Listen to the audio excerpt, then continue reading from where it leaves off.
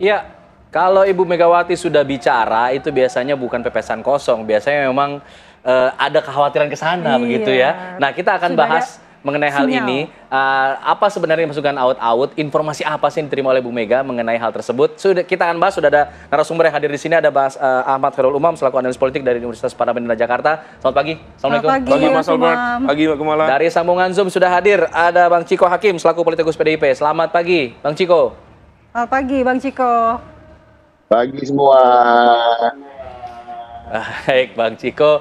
Meskipun ada apa ini ya kalau kita bilang kekhawatiran di tubuh PDIP, ada yang mau out-out, tapi kayaknya masih semangat aja di Bang Ciko nih. Sebenarnya informasi apa sih Bang yang diterima oleh Bu Megawati sehingga kemudian muncul narasi ada yang mau meng-out-out, mau ngacak-ngacak Kongres PDIP tahun depan?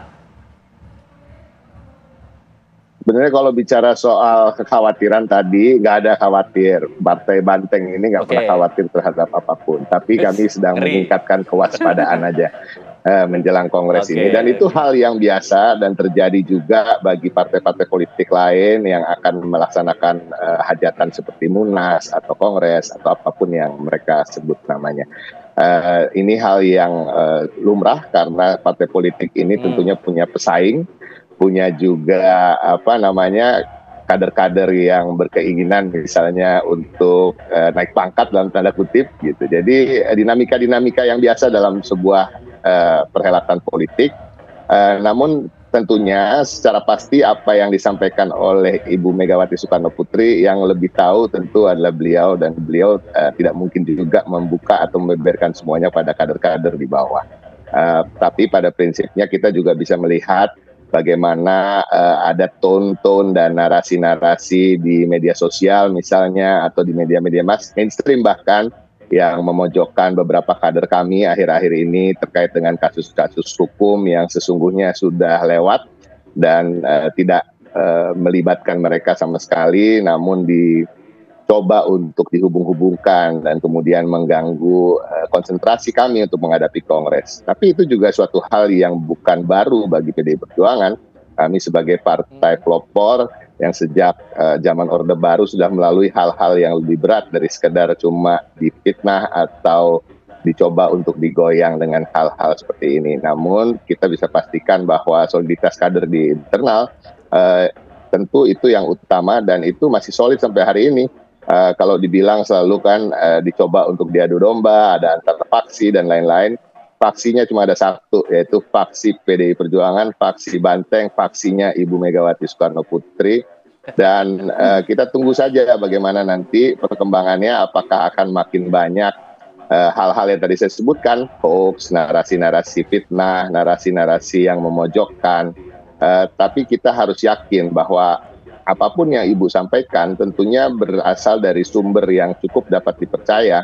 Karena kita tahu Ibu Megawati Soekarno Putri ini kan tokoh bangsa, pernah jadi Presiden Republik Indonesia yang kelima, ketua umum partai yang sangat lama dan berkecimpung di dunia politik ini melalui segala macam cobaan, dan tentunya jaringan dan networknya Ibu ini luas dan sumber-sumber informasinya berbeda dengan sumber-sumber informasi kita-kita ini. Orang-orang biasa yang belum terlalu lama dan belum ngecap asam garam di politik. Ya Bang Ciko, kalau memang informasi yang diperoleh Ibu Megawati ini dikonfirmasi tentu ini akurat. Nah, dan ini juga disampaikan di depan forum, di depan publik. Tentu dia ingin pihak yang dimaksud ini mendengarkan. Nah, siapa sebenarnya pihak yang dituju? Apakah ini berkaitan dengan dinamika internal partai, pihak-pihak internal, atau ancamannya lebih dari pihak eksternal? Yang pasti eksternal, gini, seperti saya katakan, kalau dinamika di internal di semua partai juga di PDI Perjuangan itu hal-hal yang masih bisa di-manage atau dikelola dengan baik, karena perbedaan pendapat, silang pendapat atau keinginan-keinginan pribadi kader-kader itu hal yang biasa. Tetapi tentu pada akhirnya kita sudah melihat dalam perjalanan dan rekam jejak dari PDI Perjuangan itu sendiri bahwa selalu pada ujungnya apapun yang nanti diputuskan di Kongres itu akan solid dan tidak tergoyahkan. Kalaupun ada kader satu atau dua yang keluar dari jalurnya, tentu akan ditertibkan. Ditertibkan ada banyak cara, ya kan? Apakah diingatkan kemudian menjadi ingat atau kemudian ada sanksi-sanksi yang lebih berat. Tapi intinya utamanya pastinya dari eksternal. Dari eksternal tentu kadang-kadang kan ingin juga menginfiltrasi dan mengadu domba, tetapi sampai hari ini kami belum melihat ada ancaman yang terlalu serius, walaupun tentunya ada ancaman tersebut, dan tingkat kewaspadaan kami tingkatkan.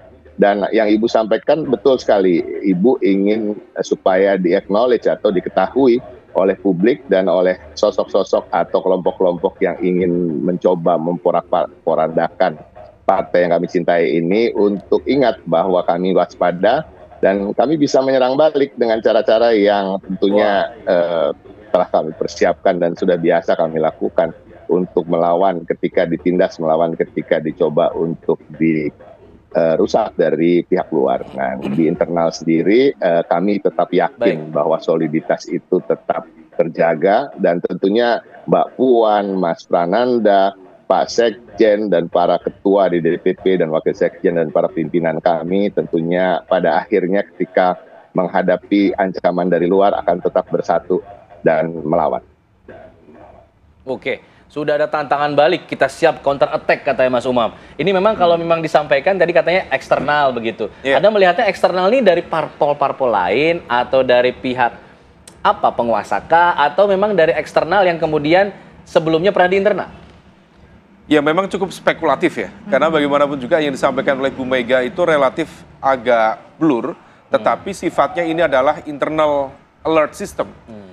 Sehingga kemudian menjadi perhatian dari kalangan internal di kader-kader PDIP dan lain sebagainya. Tetapi diakui atau tidak, ketika Bu Mega menyampaikan itu, tentu ini mengekspresikan semacam rasa insecure. Bisa saja ini terkait dengan konteks kekuasaan, dalam konteks ini ruling power, atau elemen-elemen yang berada di sekitar ruling power, tetapi bukan kekuasaan inti. Karena kalau misalnya kita bicara kekuasaan inti, tentu kekuasaan itu pegang oleh presiden. Presiden kita tahu Pak Prabowo punya kedekatan dengan Bu Mega. Bahkan di saat yang sama di kabinet juga ada juga Pak Budi Gunawan yang kita tahu juga menjadi bagian dari lingkar dekat Bu Mega. Artinya bahwa dalam konteks komunikasi di atas panggung, di belakang panggung harusnya relatif cukup intens. Nah kalau misal kemudian Bu Mega menyampaikan itu, maka besar kemungkinan kalau misal memang informasi itu valid adalah elemen di lingkar dekat kekuasaan tetapi bukan menjadi representasi dari ruling power itu sendiri. Bisa digambarkan nggak secara detailnya apa itu? Di lingkar dekat kekuasaan tapi bukan ruling utamanya. Kita Biar menjadi nggak kemana-mana nih, biar nggak kemana-mana nih. Iya, Atau yang pernah memegang kekuasaan. Nah, keywordnya disampaikan Mbak Gumala. Artinya begini, kita tentu tidak bisa menjudge satu dua elemen ya, tetapi bahwa kemudian ada semacam tantangan di dalam internal PDIP yang kemudian harus diantisipasi. Pertama, ini dari pola ya. Kalau pola yang selama ini berjalan, ketika kemudian ada istilah mengacak-acak, intervensi, diawut-awut dan sebagainya, seringkali melibatkan elemen eksternal, tetapi juga bersimbiosis dengan elemen internal. Nah, kalau misal kemudian bersimbiosis, biasanya itu menggunakan mekanisme intervensi. Kalau misal Bu Mega kan menggunakan kemungkinan dalam konteks kongres misalnya. Maka kalau misal itu terjadi, biasanya dilakukan dengan cara menciptakan dualisme, mungkin ada kongres tandingan dan lain sebagainya. Ketika terjadi dualisme kepemimpinan lalu dibawa ke ranah politik, disitulah kemudian intervensi pemerintah kemudian memungkinkan dilakukan melalui SK dulu Menkumham, sekarang Menteri Hukum. Atau kalau misal berlanjut dibawa ke ranah hukum dalam proses persidangan di MA dan lain sebagainya. Tetapi mekanisme intervensi itu, diawut-awut itu juga bisa menggunakan murni eksternal dengan cara menggunakan instrumen penegakan hukum. Nah, yang bisa punya akses terhadap kekuatan elemen itu tentu bukan elemen yang murni di luar kekuasaan, tetapi dia punya power. Dan power itu bisa di-generate oleh mungkin ruling power atau mungkin yang sebelumnya misalnya yang memiliki pola atau garis relasi konfliktual misalnya dengan PDIP dan lain sebagainya. Nah ini yang kemudian karena sifatnya ini informasinya tidak dibuka secara clear oleh Bu Mega, kira-kira petanya seperti itu. Ya, Bang Umam, kalau misalnya Bu Mega ini mengatakan hal ini jelang Kongres, apakah ini ada kaitannya dengan kepemimpinan dari PDIP itu? Apakah Bu Mega ingin mempertegas bahwa dialah yang nantinya tetap akan memimpin PDIP begitu? Nah, inilah pinternya Bu Mega ya. Bu Mega menggunakan sistem acak gitu. Jadi ada informasi sebelumnya Bu Mega menyampaikan bahwa siapa bilang saya nggak boleh pensiun. Seolah ini menjadi sinyal beliau akan mandito ratu, akan pensiun. Tetapi di saat yang sama beliau juga seolah memberikan sinyal bahwa dia juga siap memimpin ketika ada elemen-elemen kekuatan eksternal yang siap untuk mendelegitimasi, mengkerdilkan atau menghantam PDIP. Memang per hari ini menjadi kurang clear di mana yang kemudian posisi Bu Mega. Tetapi kalau misal kemudian kita ambil rangkaian beberapa statement Bu Mega, tampaknya Bu Mega akan tetap lanjut. Meskipun bisa juga ditafsirkan bahwa ini adalah semacam preemptive attack. Jadi serangan kepada elemen yang sudah disinyalir ya, sudah merencanakan untuk menghantam PDIP, Bu Mega hantam dulu. Supaya apa? Supaya mereka berpikir ulang, sehingga kemudian tidak dilakukan langkah-langkah yang destruktif, sehingga mitigasinya bisa dilakukan. Kalau misal itu bisa dilakukan dengan baik, ya bisa saja nanti barangkali Bu Mega mandito ratu.